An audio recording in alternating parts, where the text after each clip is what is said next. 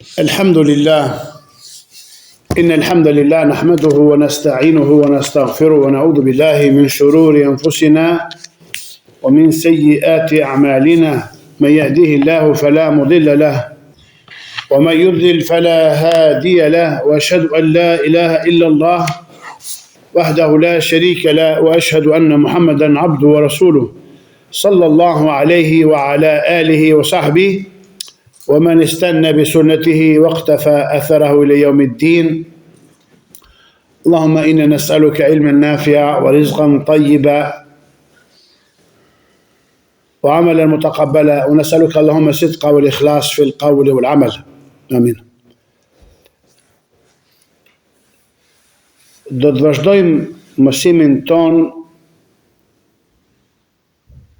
të radhës nga ky libër i dobishëm me temë Gjawami el-Ad'iyati an-Nabawiyya, pra duat përmbledhëse pejgamberike. Dhe vazhdojmë me fjalën e autorit të librit, Sheikh Abdulrazak El-Bedr, Allah ruajt. Pra jemi duke folur rreth komentit të hadithit dhe lutjes strehim kërkuese të pejgamberit selam që thoshte Rabbana, lutjes së pejgamberit selam ku thot Rabbana atina fid dunya hasana wa fil akhirati hasana wa qina adhaban nar. Pra Zoti ynë jepna të mira në këtë botë, të mira në botën tjetër dhe na ruaj nga dënimi i zjarrit. Thot autori, pra medito rreth metodologjisë së Kur'anit dhe do ta gjesh ashtu siç e përmendëm, pra sa i përket lutjet drejtuar Allahut subhanahu wa taala fillojnë me rububien e tij. Pra thua ja Rabb ose Rabbena, o Zot, pra Zotim ose o Zoti ynë. Ndërsa lavdërimi, thot shehu, kur vjen me emrat e tij të bukur, bi esmaihi el-husna. Si thot i lartësuari, walillahi al-asmaul husna fad'uhu biha. Ta Allahut janë gjithë emrat më të bukur, ndaj lute atë me to. Sa i përket fjalës së tij dhe na jep në këtë botë të mira, kjo është një lutje dhe kërkesë për të gjitha të mirat e kësaj dynjaje. Sepse mira që kërkohet në këtë dynja përfshin çdo kërkesë të dynjas. Pra fjala e tij fi dunya hasana, pra në dynja jepna të mira, përfshin furnizimin e begat, shtëpinë e gjerë, gruan e mirë dhe të devotshme, fëmijën e mirë, të respektueshëm, të bindur, diturinë e dobishme, veprën e mirë, sigurinë dhe lavdrimin, pra përmendjen e mirë nga njerëzit. Të gjitha këto hynë pra në këtë lutje. Thot shehu, kjo nuk do të thot kufizimi kërkesës, por sqarimi i saj. Pra kush thotë e mira në këtë botë është groja e mirë, ka të drejtë, pra prej mufesirve dhe prej shurrahve të hadithit. Kush thotë fëmia i mirë, pra el hasana fi dunya, është fëmia i mirë, ka të drejtë. Kush thotë furnizimin e juar, ka të drejtë, sepse të gjitha këto janë prej të mirave të dynjas. Dhe ky është shpjegimi një fjale gjithëpërfshirëse me disa prej shembujve të saj. Dhe është nga lloji i shpjegimit me shembuj dhe nuk tregon për kufizim. Dhe pejgamberi selam ishte traditë e tija dhe mirësi dhe cilësi që Allah i ka dhënë atij në mësimdhënie që sillte shembuj. Si thot poeti, thot bil mithali yatadhihu al-maqal.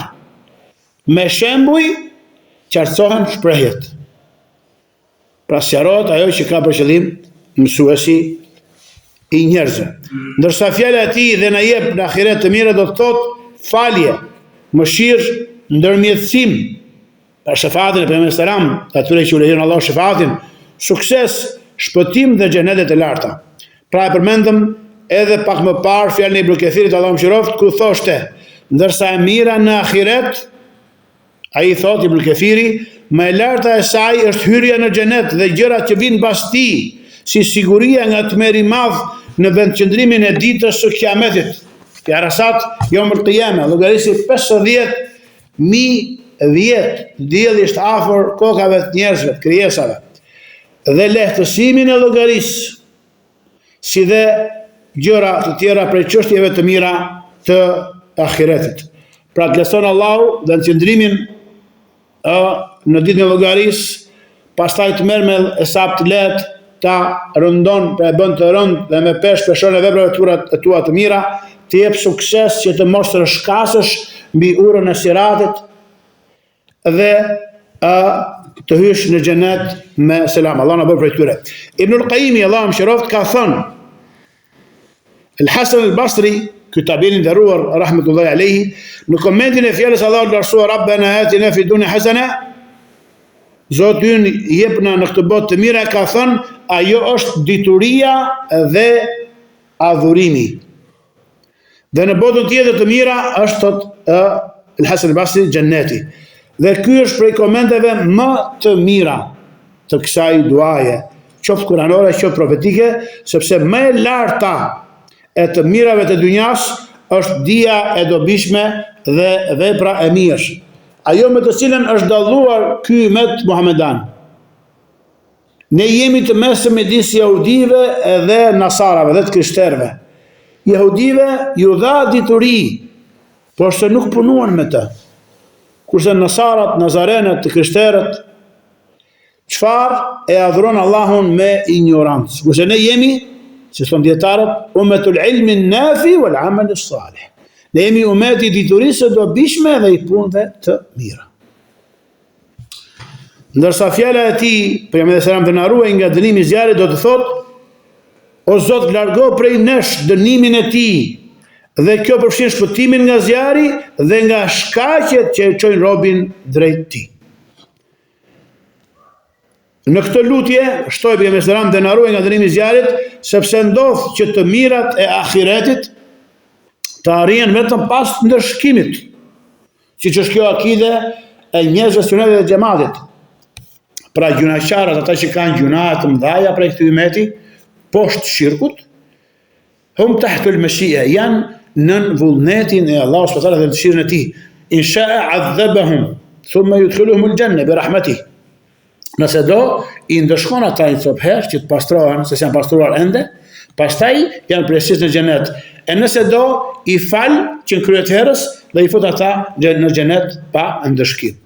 Kjo është akida e njerëzve sunet dhe xhamatit në kundërshtim me Khawarijët, Mu'tazilet, Murxhijat, Jahmiyat e meradh, që kanë kundërshtuar këtë akide. Pra, shiku sepse ndodh që të mirat e ahiretit të arrihen vetëm pas ndërshkimit. Prandaj kjo lutje, kjo dua e përmend në mënyrë të qartë kërkesën për begatitë e ahiretit bashkë me mbrojtjen nga zjarri. Në fjalët etina dhe qina, pra na jep dhe na ruaj, këto kanë ardhur në numrin shumës, në trajtën e shumësit. Do thotë ne robërit e tu që të besojmë ty o Allah dhe pohojmë robrimin ton për ty, pra po të lutemi në numrin shumës, pra lutet robi për vete dhe për ata që janë robër të Allahut sikur ty. Dhe si thot Ibnul Qayyimi, Allahu mëshiroft, kjo përmban lavdërim për Zotin me madhështinë e tij, lavdërim të gjerë për Zotin me madhështinë e tij, me numrin e madh të robërve të tij dhe me sasinë e madhe të atyre që i luten për udhëzim. Për robi merr kuraje dhe merr shtys dhe ndim, thot, si jam i vetëm që po adhuroj këtë Zot, të Allah, të merituar për adhurim. Që i lutën atij për udhëzim, gjë që nuk e përfshin forma e njësit, ndaj thot medito mbi këtë. E nëse ti mediton rreth lutjeve në Kur'an, do ta gjesh se shumica e tyre janë sipas këtij shembulli dhe këtij modeli. Si për shembull, duaja Rabbana atina fid dunya hasana wa fil akhirati hasana wa qina adhaban nar, thot Ibnul Qayyim, dhe lutja në fund të surës Al-Baqara, që sapo e dëgjuam, Rabbana la tu'akhidhna in nasina wa akhta'na. Pa dua deri në fund të këtij ajeti të Bekares, Zoti ynë mos na ndëshko nëse harrojmë apo gabojmë pa dashje.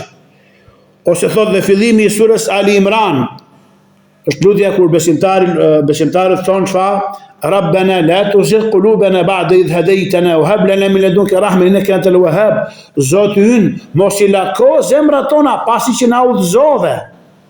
dhe na dhuro prej teje mëshirë, vërtet ti je dhurues i madh. Dhe thot fundi i surës Ali Imran, 2 faqet e fundit të surës Ali Imran janë dua madhështore. Pra të kthehemi këtyre sureve dhe kapitulleve në Kur'an që të na përforcohet pra ky sqarim. Ka thënë dietari i madh Shaukani Allahu mëshiroft i Yemenit, janë dhënë mendime të ndryshme për komentin e të mirës në këtë botë dhe të mirës në botën tjetër.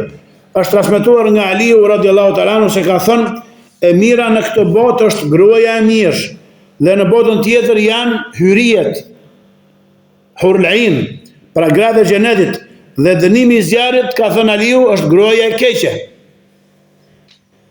Gruaja e keqe e pas ka krahasuar me është si dënimi i zjarrit.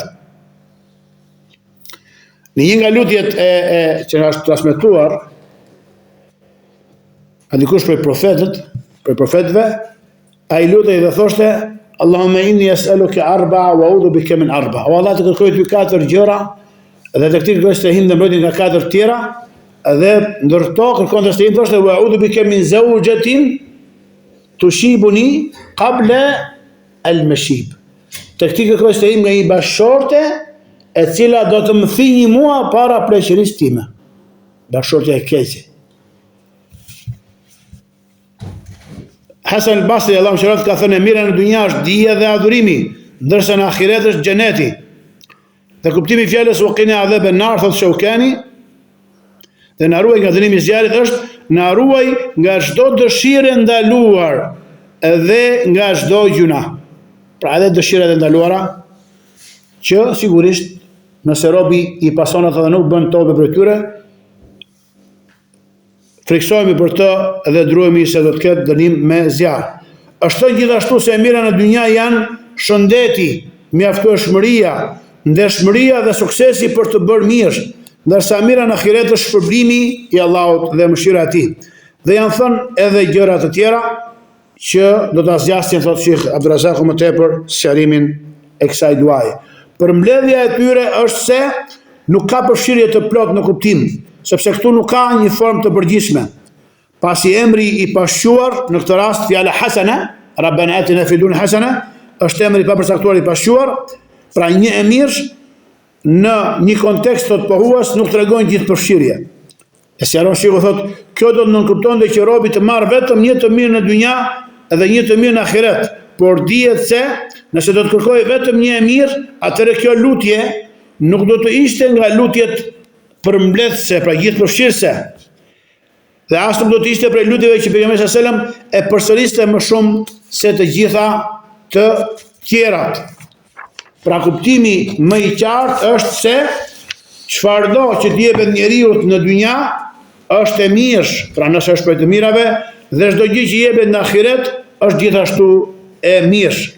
Ose kuptimi është se një prej të mirave në dynja përfaqëson të gjitha të mirat e saj, edhe se një prej të mirave në ahiret përfaqëson të gjitha të mirat e saj.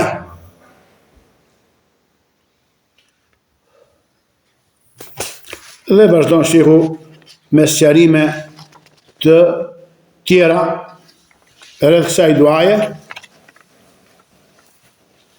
Kalojmë inshallah tek komenti i hadithit të radhës në këtë libër. Pra janë hadithe që njerëz janë dua profetike, ose kërkesë Allahut prej mirësive dhe begative të tij, ose kërkim strehim dhe mbrojtje tek Allahu subhanahu wa taala. Kapitulli i radhës, thotë Sheikh Abdulrazaku, është shpjegimi i hadithit Allahumma inni as'aluka al-huda wa tuqa wal afafa wal ghina. Pra Allah, unë të kërkoj ty udhëzim, devotshmëri, pastërti morale dhe pasuri. Transmeton Imam Muslimi në saktin e tij nga Abdullah ibn Mas'udi radhiyallahu ta'ala anhu se profeti sallallahu alaihi wasallam thoshte dhe lutej Allahumma inni as'aluka majni mën të 4 kërkesa. E udhës është ta memorizoni që në këtë mezhlis të dua. Allahumma inni as'aluka al-huda wat-tuqa wal-afafa wal-ghina. 4 kërkesa. O Allah, unë të kërkoj ty udhëzim, devotshmëri, ndershmëri, pra të jesh i përmbajtur nga të dyta dhe nga harami, dhe pasuri. Kjo sigurisht është një lutje madhështore dhe gjithëpërfshirëse, që përmban 4 kërkesa madhështore: udhëzimin, devotshmërinë, ndershmërinë dhe pasurinë. Lutja e profetit sallallahu alajhi wasallam për të gjitha këto së bashku tregon për vlerën e tyre të lartë dhe rëndësinë e madhe të mbështetjes tek Allahu i lartësuar për të kërkuar këto gjëra në çdo gjendje. Sepse çfarë? Përveç lutjeve që kanë ardhur të kufizuara midis dy ezaneve, mbas farzit, mëngjes dhe mbrëmje, kjo është një lutje çfarë? E përgjithshme, si thotë Allahu i lartësuar, alladhina yadhkuruna Allaha qiyaman wa qu'udan wa ala junubihim. Ata të cilët e lusin Zotin e tyre, ose e përmendin dhe lusin atë, kur janë në këmbë, ulur dhe shtrirë. Pra ti në çdo gjendje tënde, bën që të lutesh dhe është e udhës dhe sunet që të lutesh me këto dua, pra ti kërkosh Allahut këto 4 gjëra në çdo gjendje. Siç ka thënë Nawawi, Allahu mëshiroft në librin e tij Al-Adhkar, është një libër tepër i dobishëm, thotë: ndër lutjet që pëlqejet të bëhen në çdo situatë janë: e para, Allahumma inni as'aluka al-'afwa wal-'afiyah. Këto ta hasim gjatë librit. Është një kapitull i veçantë me këtë lutje. Pejgamberi selam i thot xhajes së tij Abbasit ibn Abdul Muttalib radhiyallahu ta'ala anhu, i thot: o Abbas, o xhaja e Pejgamberit selam, selillaha al-'afwa wal-'afiyah. Kërkoj Allahut çfarë? Faljen dhe shëndet dhe mirëqenie, sepse nuk i është dhënë robit thot diçka më e mirë thot se sa al-'afwa wal-'afiyah. Pra falja i gjunave për Allahut dhe shëndeti dhe mirëqenia. Prandaj thot Nawawiu, ndër lutjet që pëlqejet të bëhen në çdo situatë janë: e para thot Allahumma inni as'aluka al-'afwa wal-'afiyah, o Allah të kërkoj ty falje dhe mirëqenie dhe shëndet, dhe o Allah të kërkoj ty udhëzim, devotshmëri, ndershmëri morale dhe pasuri. Thot wallahu a'lam, thot Nawawiu. Gjëja e parë që Pejgamberi selam kërkon në këtë lutje, ta di çfarë thot? El-hidayah. Inni as'aluka al-huda. El-hidayah, udhëzimi, përfshin udhëzimin drejt çdo dobije dhe interesi për robin, si në fen ashtu dhe në dynjan e tij. Pra po i kërkon Allahut udhëzim, orientim, sukses. Pa udhëzimin për Allahut, pa suksesin për tij, pa orientimin për tij, je i humbur sikur gjithë të mençurit, mendje ndriturit, udhërrëfyesit e botës të duan ndihmojnë, nuk të ndihmojnë dot, nëse Allah nuk t'i jep udhëzim. Men yahdillahu fa huwa al-muhtad, wa man yudlil falan tajid lahu waliyyan murshida. Atë që Allahu e udhëzon, orienton, ai është i drejtë udhëzuari. Dhe atë që humbet, nuk do të djesh për të mbrojtës çfarë? Udhërrëfyes dhe orientues dhe udhëzues. Përveç Allahut. E dyta, pra edhe një herë, el-hidayah, mbani mend. Kjo është aty që ke morën e fortë. Udhëzimi përfshin udhëzimin drejt çdo dobie dhe interesi për robin, si në fen ashtu dhe në dynjan e tij.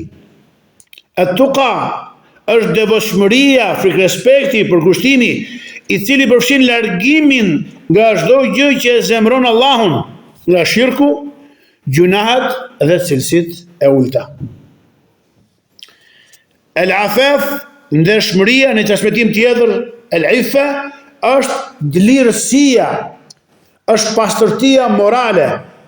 Çfarë është largimi dhe ruajtja nga çdo gjë që nuk është halal dhe që nuk lejohet. Insan afif, el-iffa. Edhe grua që thon imra'atun afifa, grua e ruajtur, e moralshme, e dlirshme, që u largohet çfarë sjelljeve joshse, nxitse për immoralitet, vendeve të dyshimta, njerëzve të dyshimtë. Pra çfarë ishte el-afaf? Ndershmëria, dlirësia, pastërtia morale dhe ruajtja dhe largimi nga çdo gjë që nuk është halal dhe që nuk lejohet. Ndërsa e katërta, kërkesa e katërt e Pejgamberit në këtë dua është çfarë? El-ghina. Pasuria është pasuria e shpirtit dhe të kënaqesh me atë hise që të ka caktuar Allahu subhanahu wa taala prej mirësive të kësaj dynjaje. Ky hadith pra përmbledh të mirat e dynjas dhe të ahiretit, kujt i është dhënë udhëzimi, devotshmëria, ndershmëria dhe pasuria, ai e ka arritur lumturinë e të dy botëve, pra lumturinë e dynjas dhe të ahiretit. Allah na bëj prej tyre. At-Tibi, një nga dietarët e komentuesit e mëdhenj të haditheve, ka thënë, rahmetullahi alayh, është përmendur udhëzimi dhe devotshmëria në mënyrë të përgjithshme, dhe ato përfshin çdo gjë që kërkohet udhëzimi për tek ato, prej çështjeve të jetës dhe pas vdekjes, nga moralet e virtytshme, si dhe çdo gjë që duhet ruajtur dhe shmangur robi prej tyre, prej shirkut, gjunave dhe moraleve të ulta, ndërsa ndershmëria, pra pastërtia morale dhe pasuria janë përmendur të veçanta pas përgjithësimit të dy cilësive të para. Ka thënë gjithashtu Nawawiu Allahu mëshiroft rreth këtij hadithi sa i përket al-afafa ose al-ifa, pra ndershmërisë dhe ruajtjes nga të ndaluarat dhe të dyshimtat, ato janë largimi nga ajo që nuk lejohet dhe të qenurit i përmbajtur prej saj. Ndërsa pasuria këtu është për qëllim pasuria e shpirtit, panevojshmëria prej krijesave, pavarësia nga njerëzit dhe ajo që gjendet në duart e tyre. Erdhi një burrë te pejgamberi sallallahu alajhi wasallam dhe i tha: "Ja Rasulullah, gjëra të hadith." E përmend Nawawiu këtë dy hadithet. "Dulleni ila amalin in fa'altuhu ahabbani Allah wa ahabbani an-nas." Pyetje e qartë dhe drejt për drejt. O i dërguar i Allahut, më oriento drejt një vepre që nëse e veproj, nëse punoj ato, do të më dojë Allahu dhe do të më duan njerëzit. Çfarë thot? I thot: "Izhad fi dunya yuhibbuka Allah. Wazhad ma fi aydi an-nas yuhibbuka an-nas." I banevojshëm për dynjan, të dojë Allahu, dhe i banevojshëm për atë që kanë njerëzit në duart e tyre, të duan njerëzit. Pra në një këshill i dha dy porosi të dyra. Pra mos e lidh zemrën me dynjan, të dojë Allahut, mos u bëj rob i dynjas, bëj rob i Allahut. Dhe mos e lidh zemrën me atë që kanë njerëzit, bësh nevojtar për njerëzve, lakmitar i asaj që kanë njerëzit, të duan njerëzit. Allah na bëf për tyre. Në një shpjegim të bukur të këtij hadithi, Sheikh Abdurrahman bin Nasir as-Sa'di ose Sa'di rahmetullahi alayh, dietari i madh i tefsirit dhe i gjitha lëmive të dijes në këtë shekull, Allah mëshiroft, thotë: "Kjo lutje është prej më të gjithanshmeve dhe më të dobishmeve. Ajo përfshin kërkesën për të mirat e fesë dhe të dynjas. Udhëzimi, thotë Sheikhu, është dija e dobishme. Devotshmëria është vepra e mirë dhe lënia e saj që ka ndaluar Allahu i dërguari i tij, dhe me këtë rregullohet feja, sepse feja është detyria e dobishme dhe njohuritë e vërteta. Ky është udhëzimi, ndërsa zbatimi i urdhrave të Allahut dhe të dërguarit të tij sallallahu alajhi wasallam është devotshmëria." Pastaj thotë: "Ndershmëria dhe pasuria përfshin panevojshmërinë nga krijesat dhe moslidhjen e zemrës me ta, pasurinë përmes Allahut dhe furnizimit të tij, kënaqësinë me atë që ai posedon dhe arritjen e asaj që e qetëson zemrën nga ajo që i mjafton." Sa fjalë bukura. Edhe një herë. Thotë: "Devotshmëria është vepra e mirë dhe lënia e saj që e ka ndaluar Allahu dhe i dërguari i tij, dhe me këtë rregullohet feja, sepse feja është detyria e dobishme edhe njohuritë e vërteta, pra që sjellin si fryt e punët e mira të pranuara tek Allahu subhanahu wa taala. Ky është udhëzimi, thotë, ndërsa zbatimi i urdhrave të Allahut dhe të dërguarit të tij është devotshmëria." Pastaj thotë: "El-afafa wal-ghina", ndershmëria dhe pasuria përfshin panevojshmërinë nga krijesat dhe moslidhjen e zemrës me ta, pasurinë përmes Allahut dhe furnizimit të tij, kënaqësinë me atë që posedon ai dhe arritjen e asaj që qetëson zemrën nga ajo që i mjafton. Me këtë përmbushet lumturia e jetës së dynjas dhe qetësia e zemrës, dhe kjo është jeta e mirë. "Men amila salihan min dhakarin aw untha wa huwa mu'minun falanuhyiyannahu hayatan tayyiba." Kush bën punë të mira prej burrave dhe grave, dhe qenë besimtar, ati do t'i mundsojmë të jetoj një jetë mirë, një jetë të lumtur. "Walanaziyannahum ajrahum bi ahsani alladhi kanu ya'malun."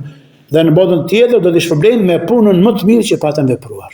Pa kjo është jeta e mirë. Do jetë mirë të lumtur është pra në al-huda wat-tuqa wal-afafa wal-ghina. Kush është furnizuar me udhëzim, devotshmëri, ndershmëri dhe pasuri, ka arritur të dyja lumturit, ka fituar çdo gjë të dëshiruar dhe ka shpëtuar nga çdo gjë e thikshme. Ulaika humul muflihun. Sheikh Ibn Uthaymeen, Allahu mëshiroft, kur e komenton ajetin e fundit të surës Al-Imran, çfarë thot? Thot Allah Rasul, ja ayyuhalladhina amanu isbiru wa sabiru wa rabitu wattaqullaha la'allakum tuflihun. Merrni këtë dobi, kështu flesh. Thot ju që keni besuar, thot Rasuli, isbiru, duroni, bëni të durueshëm kur balleni me armikun, vazhdoni dhe shistoni vepra të mira, fiksoni Allahut ashtu që të shpëtoni. La'allakum tuflihun, ka thënë al-falahu, kush është përkuzimi i fjalës al-falah? Është të arrish çdo gjë të dashur, të lakmuar dhe të dëshiruar dhe të shpëtosh dhe të ruhesh nga çdo gjë që i fiksohesh dhe i tutet sasaj. Ky është el-falah, shpëtimi, fitoria. Dhe ka thënë Allah mëshiroft, nga lutjet e profetit sallallahu alajhi wasallam ishte: o Allah, unë të kërkoj udhëzim dhe vëshmëri pas të ti dhe pasuri. Pra përmlodhi të gjithë të mirë në këtë lutje. Thot udhëzimi është dituria e dobishme, dhe vëshmëria është vepra mirë dhe braktisja e të gjitha ndalesave. Dhe ky është përmirësimi i fesë. Dhe plotësimi i saj është me përmirësimin e zemrës dhe qetësinë e saj përmes panevojshmërisë nga njerëzit dhe pasurisë nëpërmjet Allahut. Kush është i pasur me Allahun, ai është vërtet i pasur. Pra që i mjafton Allahu për çdo gjë. Allah lasua çfarë thot? Ja ayyuhan nas, antumul fuqara'u ila Allah. Allahu huwal ghani. O ju njerëz, ju jeni fukarejt, ju jeni nevojtarët për Allahun. Dhe Allahu është el-ghani, do thot edhe i pasuri dhe i panevojshmi për askënd. Pra të bësh i pasur duke u lidhur me Allahun, duke pranuar robrinë tënde, nevojën tënde, fukarallëkun tënd për Allahun subhanahu wa taala. Dikush prej njerëzve të mëshirë thot: çfarë ke nevojë, thot për mua, i thot një prijes, një të devotshëm. Për ty thot s'kam nevojë, thot për Allahun thot po. Ai që të ka furnizuar ty thot dhe të ka mësuar thot gjithë ato gjëra që ke thot, të më furnizoj dhe mua. Pra kjo është el-ghina. Ti je i pasur me Allahun. Pra kush është i pasur me Allahun, ai është vërtet i pasur. Edhe nëse ka pak plaçk. Nuk është pasuria tek bollëku i gjërave materiale, por se pasuria është pasuria e zemrës. Dhe me ruajtjen nga të dyshimtat dhe me pasuri, njeriu t'i plotësohet jeta e mirë, begatia në këtë botë dhe kënaqësia me atë që i ka dhënë Allahu. Ky është ai që është i kënaqur me Allahun subhanahu wa taala, radiyallahu anhum wa radu an. Allahu kënaq me ta sepse ata janë të kënaqur me to në dynja. Pra i kënaqur me Allahun në dynja, që Allahu do të kënaqë ty në dynja dhe në ahiret. Pranoje kaderin, i kënaqur me atë që Allah të ka caktuar. Ka thënë Shekh Muhammed ibn Salih al-Uthaymeen, Allahu mëshiroft, profeti sallallahu alaihi wasallam e lutte Allahun e lartësuar me këtë lutje: Allahu im, mund të kërkoj ty udhëzim dhe vëshmëri, pastërti morale dhe pasuri. Udhëzimi këtu ka kuptimin e dijes. Pra profeti sallallahu alaihi wasallam dëgjoi këtë sa e bukur. Kishte nevojë për dituri, si të gjithë njerëzit e tjerë, sepse Allahu i lartësuar i thot atij: "Wala ta'jal bil Qur'ani min qabli an yuqda ilayka wahyu wa qul rabbi zidni ilma." I thot Allahu i lartësuar pejgamberit të tij, dhe mos u ngut me Kur'anin që t'u lexosh atë shokëve tu para se të të përfundohet ty, për të t'jepes sqarimi i tij dhe shpallja e tij, dhe thuaj: Zoti im më shto dije. Ajeti i parë. Dhe Allah Rasuli ka thënë atij: "U'allamaka ma lam takun ta'lam wa kana fadlullahi 'alayka 'azima." I ka thënë: "O Muhammed, dhe ai të mësoi ty ato që ti nuk e dije, dhe mirësia e Allahut ndaj teje është vërtet madhështore." Pra ai sallallahu alaihi wasallam kishte nevojë për dije dhe i lutej Allahut për udhëzim pranë vetën e parë. E kush jemi ne? Desa pejgamberi sallallahu alaihi wasallam i lutej Allahut, i kërkonte udhëzim dhe dituri të dobishme dhe vepra të mira. Po ne është më parsorë për ne, pra që ta shtojmë dhe ta shpeshtojmë dhe ta shëmbishojmë pra këtë dua. Udhëzimi kur përmendet thos Ibn Thaymini veçmas përfshin dijen dhe suksesin për në të vërtetën. Por nëse përmendet bashkë me diçka që tregon suksesin për të vërteta, atëra i komentohet me kuptimin e diturisë, sepse në gjuhën arabe lidzja, ajo nyja lidhse wa dhe kërkon dallim. Prandaj udhëzimi ka një kuptim dhe ajo që vjen pas tij ka një kuptim tjetër. Ndërsa fjala devotshmëri ka për qëllim frikën, respektin, për kushtimin dhe devotshmërinë ka shi Allahut. Pra profeti sallallahu alaihi wasallam i kërkoi Zotit të tij devotshmëri, domethënë që ta udhëzoi drejt devotshmërisë ndaj Allahut. Ja ju nabiu ittaqillaha. Thonë dietarët, pejgamberi sa ishte imam i muttaqinëve. Pse Allahu thoi ittaqillah? O ti pejgamber fiksoi Allahut, do thotë insisto, përqendrou, përforcou, bëj i palihatur në devotshmëri. Pra Allahu e kishte bërë devotshëm këtë rob, këtë pejgamber të përzgjedhur. Porse ittaqillah i drejtohet Allahu pejgamberit sallallahu alajhi wasallam, domethënë që insisto, përqendrou, përforcou në devotshmëri. Pra, profeti sallallahu alajhi wasallam i kërkoi Zotit të tij devotshmëri, domethënë që ta udhëzoi drejt devotshmërisë ndaj Allahut, sepse Allahu është ai që ka në dorë të gjitha çelësat. Nëse robi lihet që t'i mbështetet vetvetes, atëherë ai humbet dhe nuk fiton asgjë. Por nëse Allahu e udhëzon dhe jep atij devotshmëri, atëherë ai bëhet i qëndrueshëm në devotshmëri ndaj Allahut. Dhe e përmbylli me lutjen që pejgamberi sallallahu alajhi wasallam bënte mëngjes dhe mbrëmje, çfarë thoshte? Thoshte Allahumma rahmataka arju, aslih li shani kullahu, wa la takilni ila nafsi tarfat ayn. Çfarë lutej mëngjes e mbrëmje? Thot Allahumma rahmataka arju. O Allah, në mëshirën tënde unë shpresoj. Aslih lisani kullahu, me përmirëso të gjitha situatat e mia dhe çështjet e mia dhe punët e mia. Wa la takilni ila nafsi tarfat ayn. Dhe mos më le që t'i mbështetem vetes time as sa një trahur që pallash. Elus Allahu na abi devotshmëri, udhëzim devotshmëri, pastërti morale edhe pasuri. Vërtet ai është i plotfuqishëm për çdo gjë, gjën lutjen tonë është afër. Subhanakallahumma bihamdika ashhadu an la ilaha illa ant astaghfiruka wa atubu ilayk, wallahu a'lam. Wa sallallahu wa sallam wa baraka ala nabiyyina Muhammad wa ala alihi wa sahbihi ajma'in.